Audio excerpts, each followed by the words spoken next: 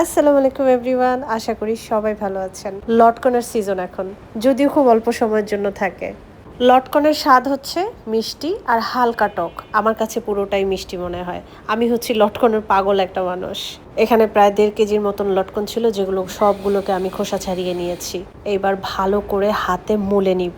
মলে মলে লটকনের যত রস আছে সব চিপড়িয়ে বের করব। লটকনের এই জুসটা যে একবার খাবে সে বারবার খেতে চাইবে। যারা একটু টক কম খেতে পারে তারাও এই জুসটা বারবার চেয়ে খাবে। আসলে এই জুসটা এত মজা হয়, এত মজা হয়, আমি যত বলবো ততই কম হয়ে যাবে। কোনো ঝামেলা নাই, শুধু হাতে মলে নিতে হবে আর সামান্য একটু লবণ দিতে হবে। এর সাথে কিন্তু বিট লবণ দেওয়া যাবে না, অন্য কোনো কিছুই দেওয়ার দরকার নাই। আর চিনি সেটা তো ভুলেও না। এরকম করে জুস বানিয়ে বোতলে আপনি যদি ডিপে রাখেন তাহলে মোটামুটি সারা বছর কিন্তু আপনি এই লটকনের জুসটা খেতে পারবেন।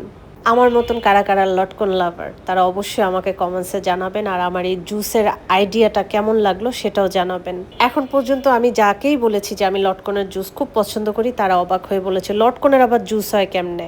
তাই আজকে খাওয়ার সময় না আমি ছোট্ট করে একটা ভিডিও বানিয়ে রেখেছি যে আমি লটকনের জুসটা কিভাবে বানালাম। লটকন খেলে যাদের দাঁত টক হয়ে যায়, টক ফিল হয়, তারা কিন্তু এইভাবে জুস করে লটকনটা খেতে পারেন। শরীরের জন্য লটকন কিন্তু অনেক বেশি উপকারী। লটকন স্কিপ করা যাবে না, আর যাই হোক সেটা টক হোক আর মিষ্টি হোক, একবার এই জুস বানিয়ে খেলে লটকনের প্রেমে পড়তেই হবে। আমি আমার বাসায় রেগুলার যতদিন লটকনের সিজন থাকে আমি এই জুসটা রেগুলার খাই এবং আমার এত বেশি মজা লাগে। লটকনের উপকারিতা যদি জানেন তাহলে লটকন আপনি সবভাবেই খেতে পারবেন। এখন পর্যন্ত কাউকে লটকনের জুস বানাতে দেখিনি বা কোনো ভিডিওতেও দেখিনি। এই জুসটা আমি প্রতি বছর খাই, আর এবার আপনাদের সাথে শেয়ার করলাম। আমার এই আইডিয়াটা কেমন লাগলো অবশ্যই জানাবেন। আল্লাহ হাফেজ।